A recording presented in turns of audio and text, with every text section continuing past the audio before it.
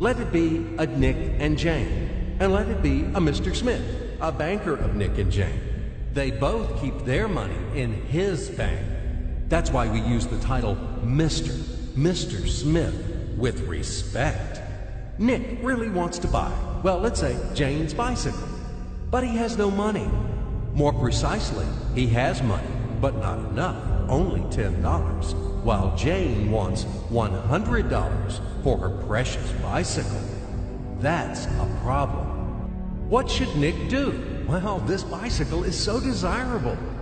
He gives Jane his $10 as a deposit and asks plaintively not to sell the bike to anyone. He says that he will bring the rest of the money soon. At the same time, he runs to his bank, to the respected Mr. Smith, to get a loan for the missing $90. As ill luck, Mr. Smith has no money at this moment, but he knows perfectly about $10, which Nick gave to Jane. And where will Jane bring his money to? That's right.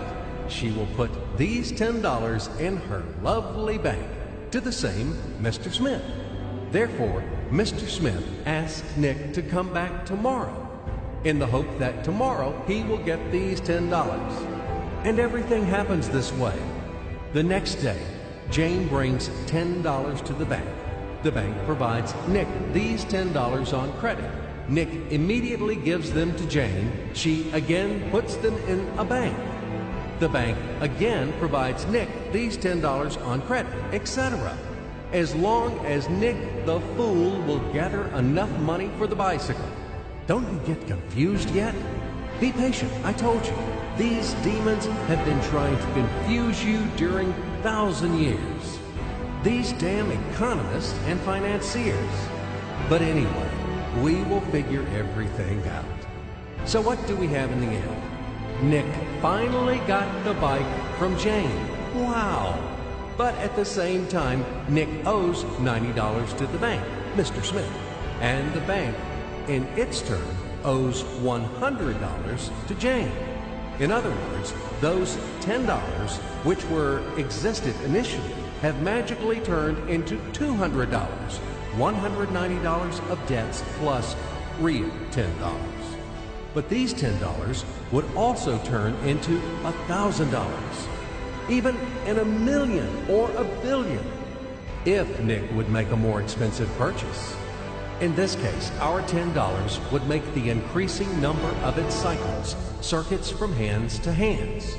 That's it. So, what happens in today's world? SOS! It appears that banks also make money out of thin air and multiply them. Not only Fed can produce money, but banks either. In short, everybody can do this, except you and me. We are not in the business at this celebration of life.